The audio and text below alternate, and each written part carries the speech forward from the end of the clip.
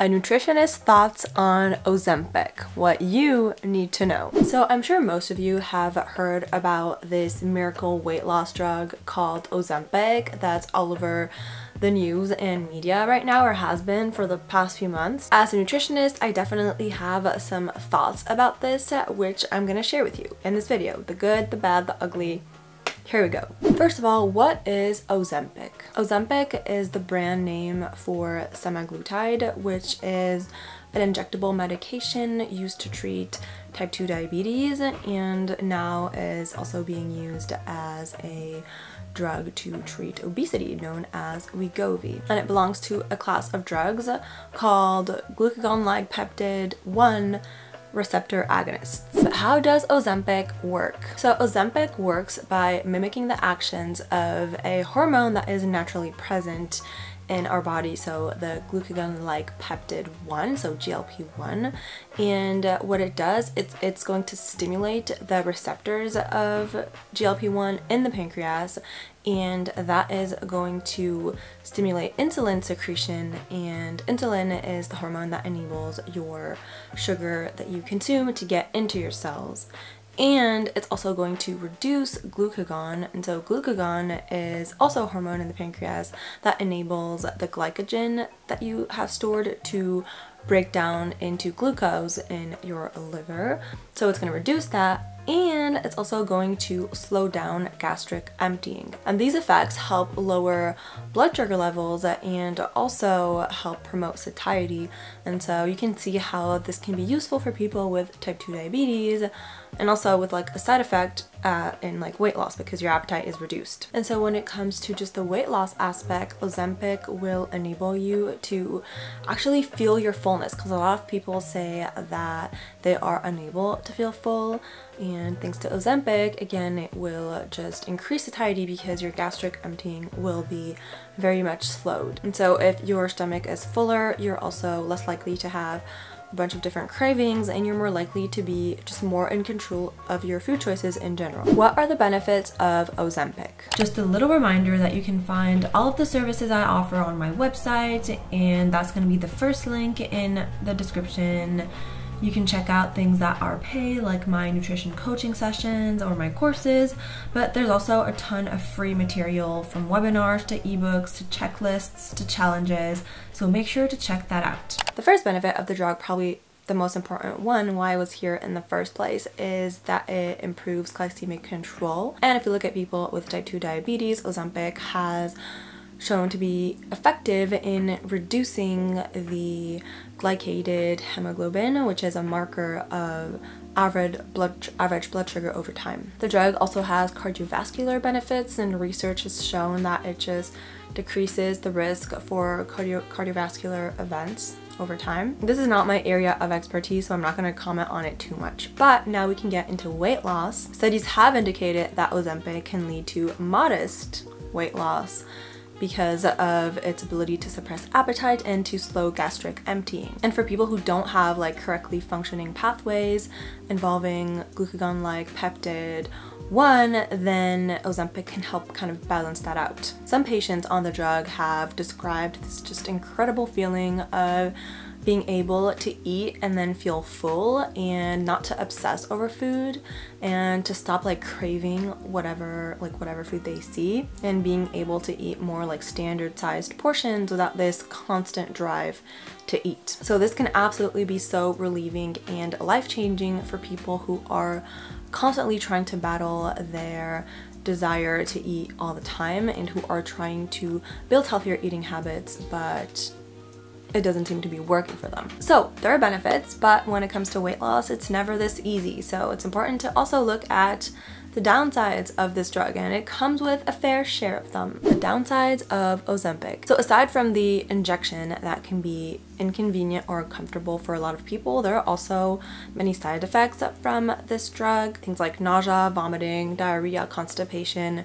because of course you're affecting your gastrointestinal tract. So if your gastric emptying is slowed, you're also likely to get these symptoms. And there are also potential risks that come with this drug, things like pancreatitis or thyroid cancer, and these are risks that studies aren't like definite on the matter yet. There have been like some animal studies for the cancer, there have been like some complaints of pancreatitis, but it's nothing that is clear, and of course more research needs to be done in order to establish a direct link between Ozempic and these risks. But it's a good reminder that we don't have all the hindsight necessary to know all the risks and negative effects of this drug, the potential risks and negative effects. I think it's also important to emphasize the fact that initially this drug, Ozempic, was a prescription drug in order to manage and treat type 2 diabetes, and then we found out about like the weight loss side effects, and because of like its popularity on social media, so many people started rushing in and wanting to get Ozempic, Wegovy, whatever prescribed. And the issue with that is that people who had diabetes and who were using this medication to treat their disease could not access it anymore. But honestly, as a nutritionist, the biggest issue I see with Ozempic is it's tied to diet culture and all the potential like deviations that could stem from it. This misuse of Ozempic for weight loss purposes is pretty concerning because it's kind of giving the opportunity for people who only need to lose a few pounds to use that drug. And if you're thinking like, well, no, you have to like meet certain criteria in order to use the drug.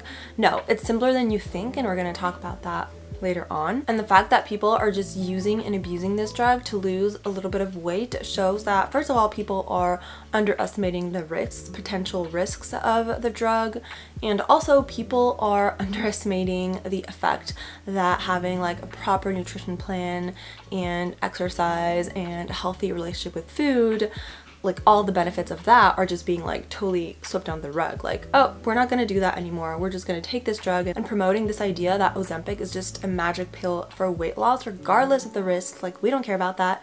This again promotes the idea that weight loss is the like one ultimate goal to pursue regardless of health, like regardless of anything else. And I also see a lot of like misconceptions circulating around it because it's been like coined as this magic pill, people thinking that they can just like overeat a ton and then like binge on whatever and then just like take the injection and they're still gonna lose weight. But of course that is completely forgetting how the drug works, which is it just slows down gastric emptying, makes you feel more full, so you have like fewer hunger signals, and so you're less likely to overeat.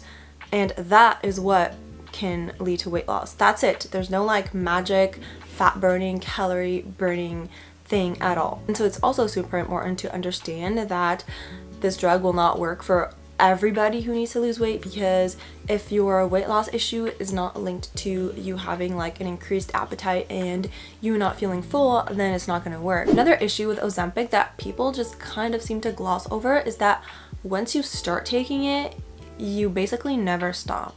Because if you stop taking the drug, then it's going to stop having the effects. It's going to stop suppressing your appetite. It's going to stop like slowing your gastric emptying. And basically everything's gonna revert back to the way it was. And since most people will have lost weight very quickly, they're also going to have a slowed down metabolism. So that means that even if they still eat like pretty moderate amounts of food, just being off the drug and having like increased appetite and like the slowed metabolism will mean that they're gonna gain like all their weight back and even more of that weight. So realistically, you're signing up for a lifetime of injections, which can be terrifying, especially if you're like very young and have like your whole life ahead of you of injecting yourself.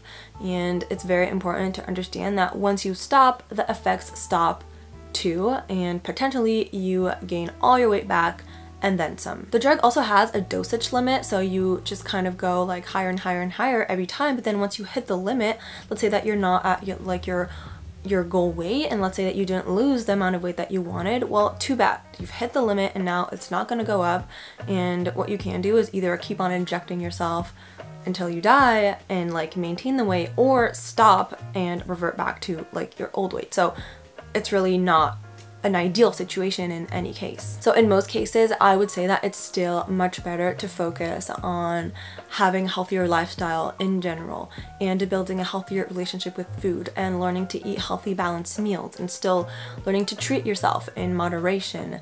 And I think that that is what people should focus on instead of that drug. Another important issue is that the drug is starting to fall into the hands of weight loss companies, and this is going to cause an increased promotion of weight loss and diet culture. So this means that the drug is becoming accessible to people who don't even meet the criteria for it, which is to have a high BMI and also be affected by one like weight related risk or like health issue. So Sequence, for instance, is a service that has been bought by Weight Watchers, and with Sequence it can connect patients who are looking to lose weight to providers who can prescribe Ozempic and Wegovy. And Weight Watchers kind of justifies this by saying that it has the program and like the tools and support that are necessary to help people maintain like healthy lifestyle and healthy eating while on this drug, and so they can get like kind of the best of both worlds.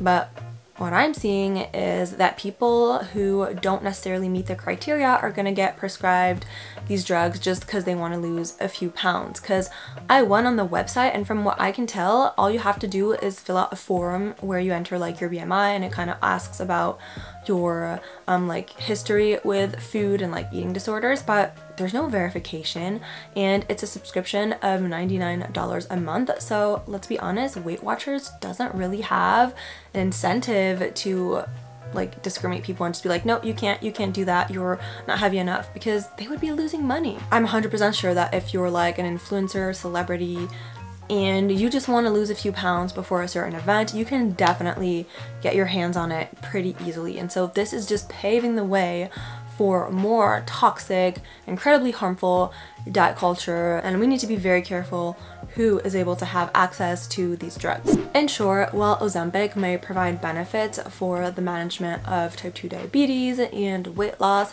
it's important that we don't gloss over all of its risks as well as its role in perpetuating harmful diet culture narratives.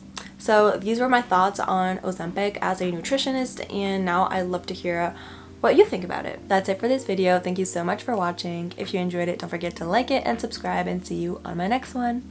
Bye!